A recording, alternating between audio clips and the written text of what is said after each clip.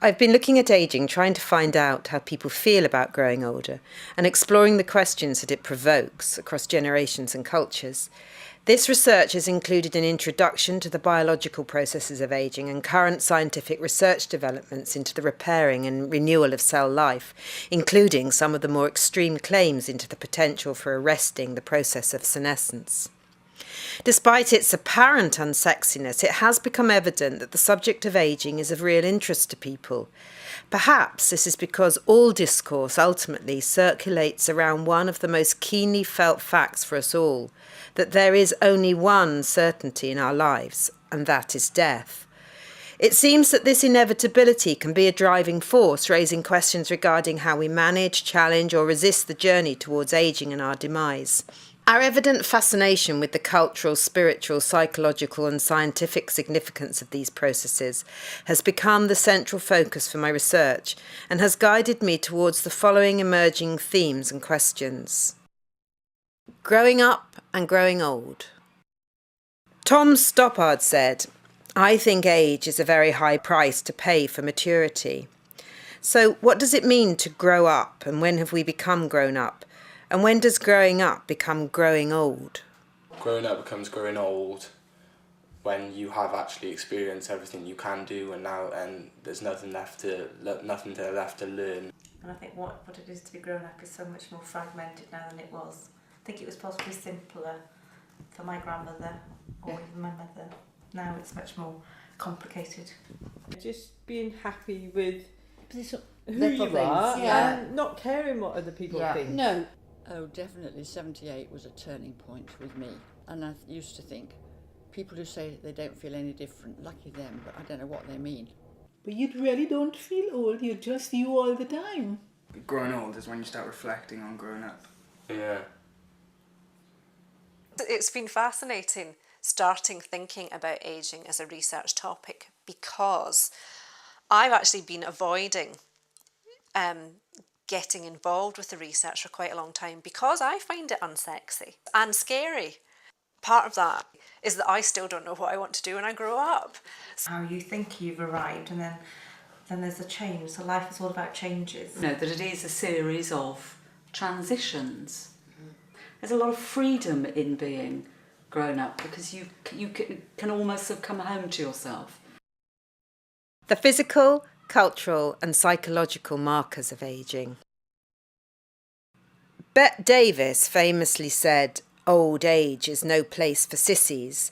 And in this section, the physical markers and emotional markers of ageing, we've been looking at what happens biologically to our bodies as we age, and why does this happen, and how does this demise process affect us psychologically and culturally. How a person looks is certainly on a sociological level very important. If you were to talk to, your average person in the street, the first sign of ageing that they will say is, graying of hair and wrinkles. And the other thing that I think for any woman is critical, obviously the menopause is part of that, but losing your looks and how other people, the extent to which you're judged by that. And then that thing that women often say, that they become invisible to men, I guess. I'm interested in how ideas about ageing and how we might combat the ill effects of that are kind of imagined and represented culturally. But obviously I work with other sociologists who do work more at the sharp end, like Alex Hillman, who works in CISOGEN. One of the things she's going to be doing is she's going to be working with people in memory clinics, trying to find out how they help people with Alzheimer's. Senescence is a broad brush term that people use for things at the end of their life and decaying and not functioning anymore. In this term, we're using it very specifically for cell senescence, or strictly speaking, replicative senescence. There's not a lot of good things about being old. I got my aches, and I'd give them a buff to be used again and start off. But I would say that I have mellowed tremendously, because I could have been quite exclusive myself. Absolutely hate my grey hair, absolutely hate it, cover it up wherever I can. Bingo wings are all right, a bit like doilies. I think it's aches and pains, actually. I think Joints. Joints, you know. No, I take everything in stride. I try my best not to mash anybody's corns. And I try my best to step aside so nobody will mash my corns as well. I hate the flat arse. Oh, it's terrible. I feel quite a little nice sticking out bottom. I like the comfortableness that you get to when you get to a certain age. Because my period stopped for the last time the day that I returned after dropping off Sean, my youngest daughter, to university. I think as you have mellowed with age, Daddy has become more agitated. Yeah, women just get saggy and wrinkly. Yeah, physically they age. And then men are just kind of get like more good looking until their ears get too big and then they just get stupid. Apparently your ears and nose never stop growing. Yeah. Imagine if you're immortal. Well, my husband says, I don't know that guy in the mirror. Yeah, in the same way you get changes in the female body at the time of menopause with radical shifts in hormones, you get the same in the male body when testosterone levels collapse out. So there's a whole list of about 10 or 15 things that happen to the male body. You become sleepy, you lose sex drive, you don't feel like you can do sports and all these various things. A lot of those you can restore very rapidly by giving like HRT. Really. Like in male version, yes, it is male HRT. So it's the jobs we done and our lifestyle, I didn't really expect to have old bones. I know they're there, I'm not really prepared for them. Old skin or older skin, you see more infections, and that's why older individuals have shingles, etc., and blisters, and perhaps certainly more cold sores. The repair mechanisms slow down. So, for example, when one does cut oneself, it may take longer to repair. But on the positive side, because it's a slower process, it's not so aggressive, you get much better scar formation. Anti-aging science, interventions, and our relationship to immortality. Is the biological process of aging amenable to manipulation? And if so, for whom exactly is this desirable? And what are our cultural responses to the notion of a scientific quest for immortality?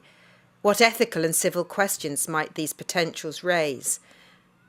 During this research, I kept wondering if there was a growing civil deficit between the potentialities of science and technological discoveries and our ability socially to keep abreast of their implications. Basically, we fear mortality. It's like, so how does that kind of impel people to do research in a particular area? Right at the point where I get this thing to work, here we go. I'm going to talk about 5 different things. I'm going to talk about why defeating aging is desirable. I'm going to talk about why we have to get our shit together and actually talk about this a bit more than we do. I'm going to talk about feasibility as well, of course. I'm going to talk about why we are so fatalistic about doing anything about aging. And then I'm going to spend perhaps the second half of the talk talking about how we might actually be able to prove that our fatalism is wrong, namely by actually doing something about it. Aging is kind of like the last frontier, I guess, kind of medically and scientifically. So there's been a big focus on things like kind of stem cell research on the ways in which that can produce this thing called regenerative medicine. So,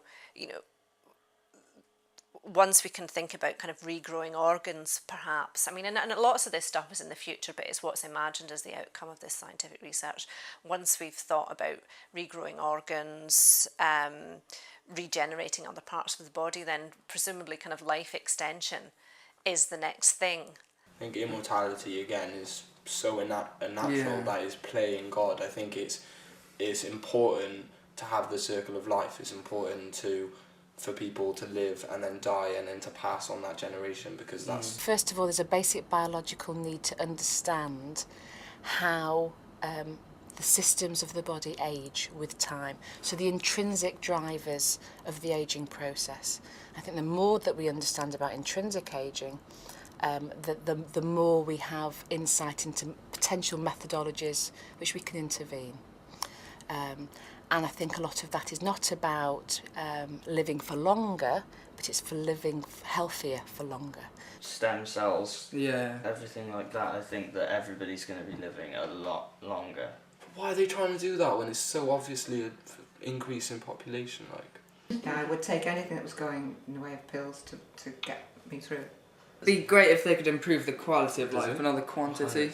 We don't know if aloes is anti-aging, but if you get a cut, home, you just cut the aloes, put it on the cut, and it holds it together.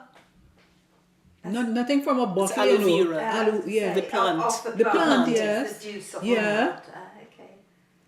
I think ageing is incredibly important, and I think scientists in general, biological scientists, are seeing the potential in ageing because, as we know, the population of the world is becoming older, our lifespans are increasing, and with that increased age there are problems associated with it. It is the success story of the 20th century, all living longer and healthier lives. A great success story of the 20th century, great problem, great challenge for the 21st. We're all living longer, but therefore there's more of us in later life, and you have all these diseases of later life. I don't think it's very natural. Yeah, there's it doesn't take an idiot to look at the correlation between the population growing and the age rising, because at the end there's going to be a tipping point. No matter how sophisticated we are in living and surviving, there's already 7 billion people on the planet. In this section on the biological process of ageing, we also spoke to people about their relationship to cosmetic interventions and anti-aging promises from cosmetics companies. I wouldn't have surgical intervention because for me it's about accepting, being and accepting where you are at particular times. No.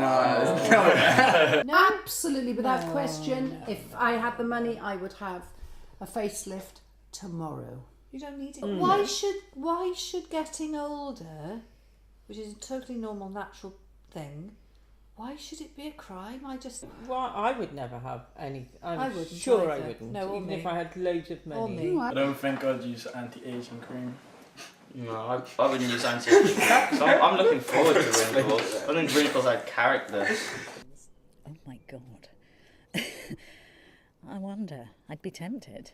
But the face, I'm not sure. I mean, it's really tempting in some ways, but then I kind of think people who have look quite weird, don't they? And it is, in a way, it's sort of denying a truth.